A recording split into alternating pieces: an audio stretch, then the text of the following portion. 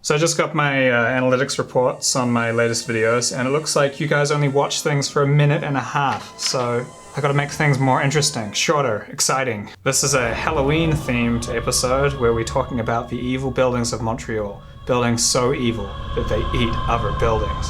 Seen this before? Or maybe this? Did you think that it was because a building used to be beside the building? Usually not, although this one was. Did you think that it was an architectural feature? Incorrect. You're an idiot. So how did this building actually get lodged inside another building? It's an interesting story, I think, though you may not think, in which case you will have already stopped watching. This building-eating building phenomenon is a bit of a Montreal oddity. When the French first rolled into town, they found two things, wood and stones. And those were the things which they decided to build the earliest buildings in Quebec out of.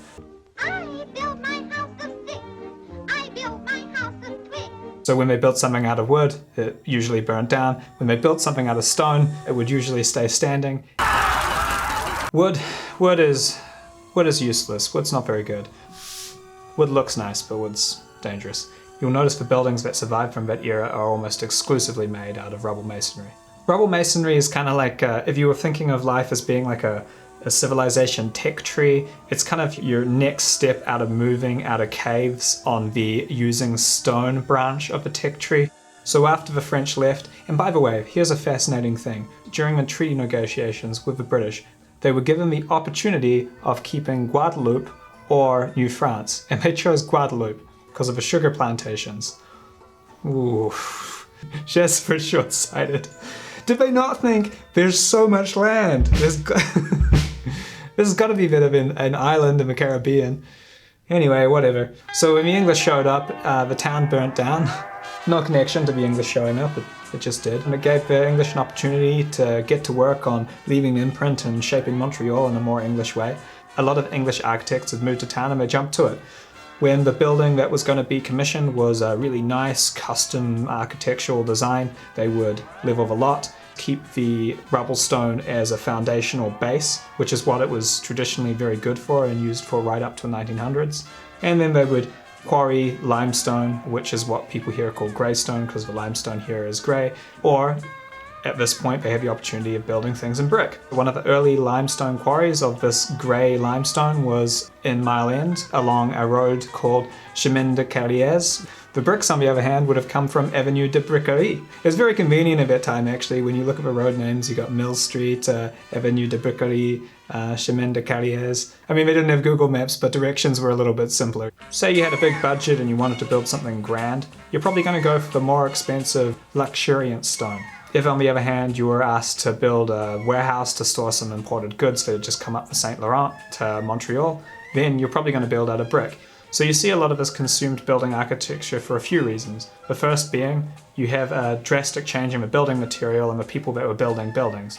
The architects were English and they loved bricks. These guys were super bricky.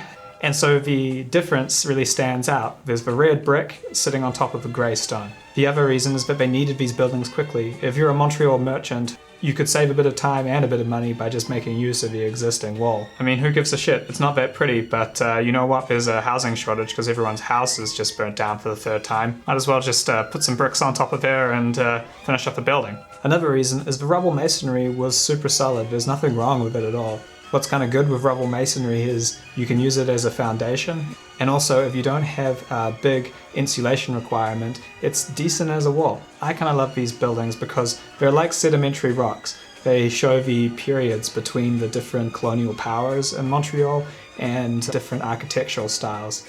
If we were anywhere else, they probably would have had brick to begin with, and when you went to build a building, just built it in brick. But because of a bunch of compounding factors, we ended up with a very interesting architectural heritage laid out to bear for everyone walking past. What's kind of awesome about the rubble masonry is even up to 1940, it was a lot better than the concrete that was being used because people didn't really know how to use concrete. Weirdly enough, in Montreal, being built like a brick shithouse is not as good as being built like a rubble masonry French brick shithouse, a much superior shithouse. Let's see, was that quick? I don't know. Let me know if you're interested in more information about the history of Montreal's architecture. It's something I'm digging into, so I might make a few videos more on this, or one grand, 20-minute long, incredibly boring video that you guys will complain is too long, but still watch. I like you, 'cause you have such loving ways. Hey, hey, I like 'cause you're so sweet, so neat, so cute, and everything, baby, I delight. Start a loving and you'll smile. Start a hugging. Oh, those are big blue eyes. Hypnotize every time I look at you.